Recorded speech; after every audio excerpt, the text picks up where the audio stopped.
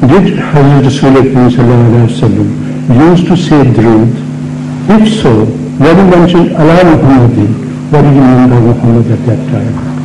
Now this is in fact a question about the language, the style of language. The fact is that in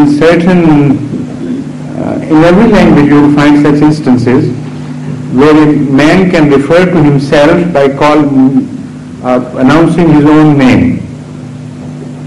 For instance, in Arabic, in the traditions you read about Hazrat Abu Bakr saying, Ibn Abu Quhafa cannot do this, while it was he himself. Hazrat Sallallahu Alaihi Wasallam is known to have named himself Muhammad, Rabbi Muhammad and so on. So these are the styles of the language. And when somebody names himself, that sentence rises above the normal and becomes definitely much more powerful and forceful. So when Ahmad Sallallahu Alaihi Wasallam sent Durood upon himself, I'm quite certain he was doing it with much greater love because he was sending you to himself, but he knew that this is Allah saying, and Allah has used his name as third person and told everybody to send Durood upon him. So those words would have been extremely dear to him, not because it was his own person that was involved, but something from Allah had come his way. So why should he have changed that style? If someone who you love has mentioned you in a certain way, even in ordinary relationships on earth, people tend to repeat that. That is my experience too with letters. Sometimes in my letters I write something about someone and he's so happy about it that he repeats the same sentence about himself in the letter to enjoy it, to say that I am the one about whom you said this. So how much more Ahmad Sallallahu Alaihi Wasallam was justified to adopt that attitude vis-a-vis himself if things were said by Allah about him. That is how I conceive this. Yes, now it's your turn at last. But where are Rashid Hayat Sahib and Rashid Hayat Sahib and Muhammad Abdul Rashid? Rashid Hayat Sahib has just arrived and he is shivering.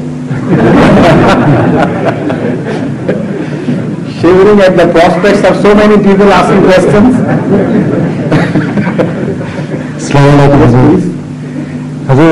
Why don't you provide him with a cup of tea immediately? That's your job. This is an observation about the first question on heaven and hell. On what?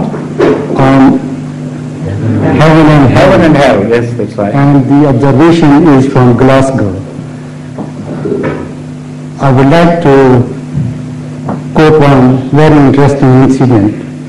There is a faith sharing committee in Glasgow which consists of members of all religions. Islam is represented by non-Ahmadis. Not by you? By non-Ahmadis. Not by you? But they have always prevented us to go there as a community. Yet you find your way in, don't you? Yes, that's right. We do find our way on one such occasion when I did find a way. After Mauli Sahab's speech, which Mauli Sahab? Someone, yes. Mauli Maqbul, he represents Big Guy. Someone, a white man, said, what is your concept of hell in Islam? Mauli Sahab said, our hell in Islam is permanent. Yes. I was stunned. Addressing to the chairman, I said, well, if it is Mauli Sahab's own words, then I wouldn't dispute. But if you are asking what is concept of hell in Islam, then it is temporary and it is like a vast area in which every sinner will be washed and then go to heaven. Mali Sahib said, "Oh, Jafar Sahib, what did you say? Would you like to take down my address and I want to see you and discuss this?" I said, "Mali Sahib, I don't need to take your address now. I know your permanent address now."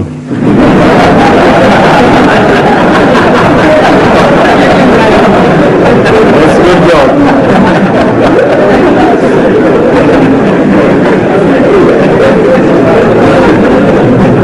But I do hope you won't call on him.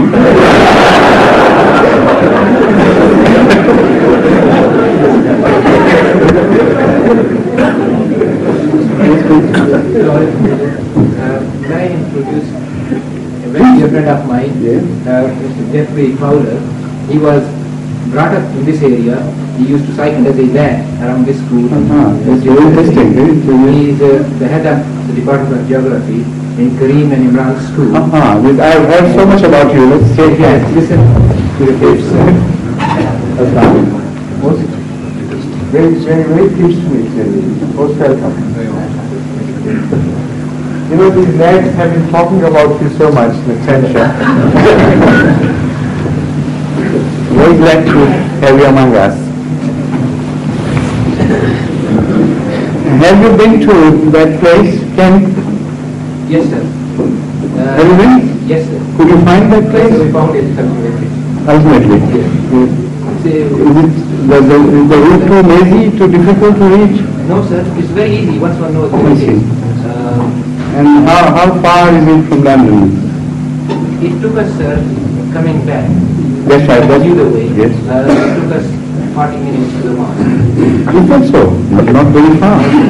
About the same distance as here. Here, the roads are reasonable, and the distance is roughly about 30 miles, but it might be less. But how do you drive? You don't drive like hell.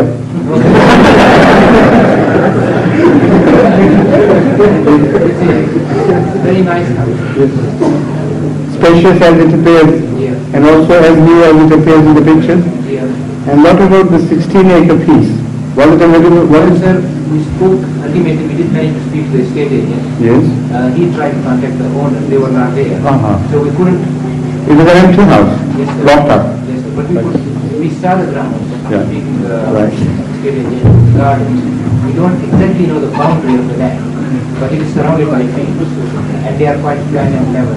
Very good. It seems a very So nice. it's worth trying to negotiate. Yes, sir. And once Salma asked what sort of price would be for the 16 acres, and the estate agent said that they are looking for something in the region of 40,000. Is that all? Yes, sir. That's really exciting. Did you approve of the place? Good. Really good.